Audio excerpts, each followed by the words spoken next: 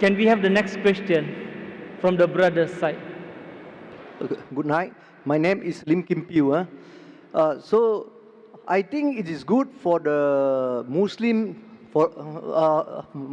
extremists, Muslim against extremists against the Western Christian who are ego and proud, because the Western Christian are rich, developed, and progress, and they look down on the Hindu, Muslim, and Buddhist.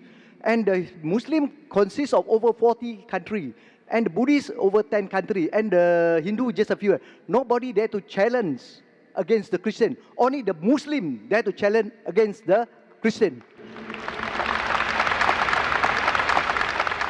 The brother has said emotionally that the Christian of the Western country, they look down upon the Buddhists, the Muslims, the Hindus, and no one dares to challenge the Western Christians except the Muslims.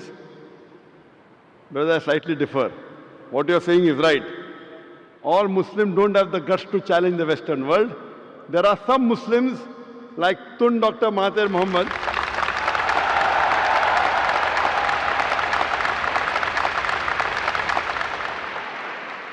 all the Muslims don't have the guts. And I am a person who is not very much in favor of politicians. There are very few politicians who I respect, and one of them is Tun Dr. Mahathir Mohamad. And I remember when I met him the first time several years back in Abu Dhabi, we were discussing, and he said that if the Muslims, if the Arabs stop dealing in dollars, America will come on its knees immediately.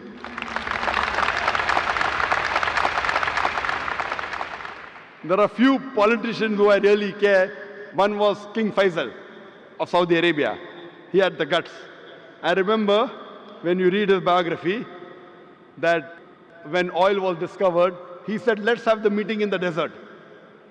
And that time when they pressurized the Muslims, King Faisal said that we are Badus, we are Bedouin, we are Arabs, we can go back to the desert. What will happen to you when we stop giving you oil? And I believe one of the sayings of Dr. Tun Mahathir Mohamad was that if he had the control of the oil, what the Arabs had, he would have ruled the world.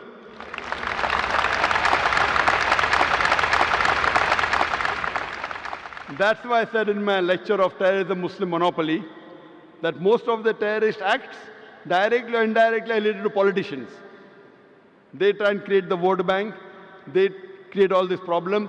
In Islam, we do not believe that we should look down upon one another based on caste, color, or creed.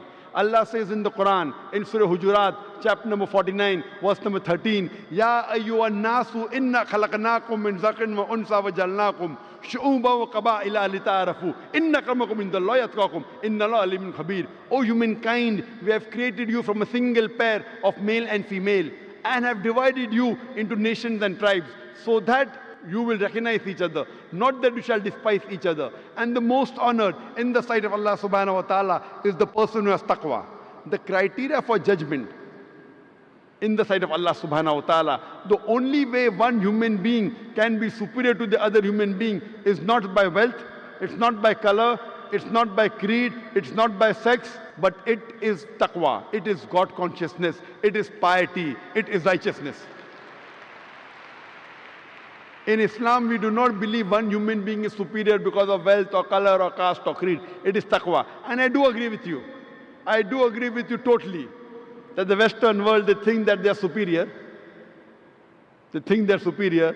The only way you can be superior is by being extra God conscious, by being righteous, by being pious, not by setting rules. And when the Western world talks about justice, when they talk about freedom of expression, if it does not hurt them, you have freedom of expression. If it hurts them, no freedom of expression. And the Western world talking about justice, I feel that one of the most unjust countries in the world are the Western countries. They talk about justice, but they are far away from justice. However much they are trying to attack Islam, how much they are trying to attack Islam, Islam is growing. Islam is growing. There are, mashallah, few Muslims who speak against the Western world, and the Western world tries and shut their voice. That's what they tried to do to your ex-Prime Minister, but mashallah, Allah helped him and he came up again.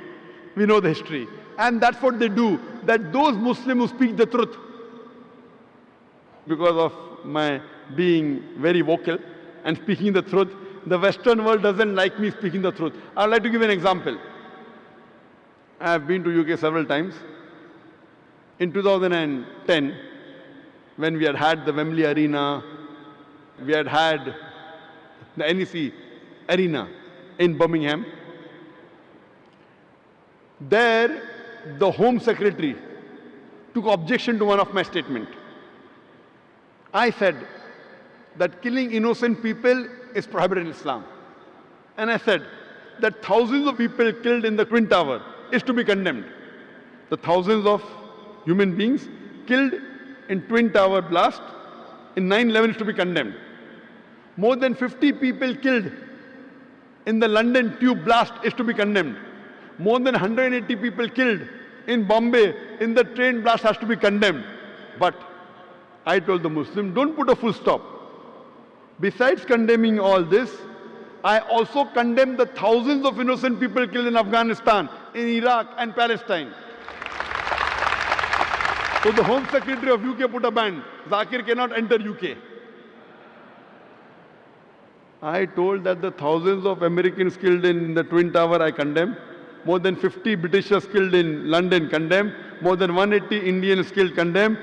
But I was careful that thousands of innocent people killed in Afghanistan. I didn't say thousands of Afghanistanis. Because you know the Western world considers some a terrorist. So I was careful in using my statement, thousands of innocent people killed in Afghanistan, in Iraq, in Palestine. So they want to ban me.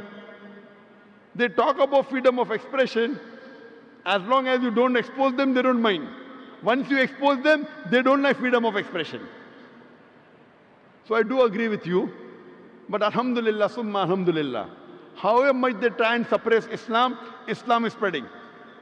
The more they try and suppress Islam, the more Islam is spreading. Whatever they do, because Allah has given a promise that this deen will prevail over all the deens. And today, what the Western world is fearing maximum, they fear Islam. That's the reason they're bringing all these restrictions, etc. But what they do, inshallah, we believe in the commandment of Allah subhanahu wa ta'ala that Islam will spread and is bound to spread. Allah doesn't require me or other people to make Islam spread. Allah has given a promise in the Quran, and inshallah, very shortly, you will see this coming true, that the power from the Western world will be taken away. Hope that answers the question.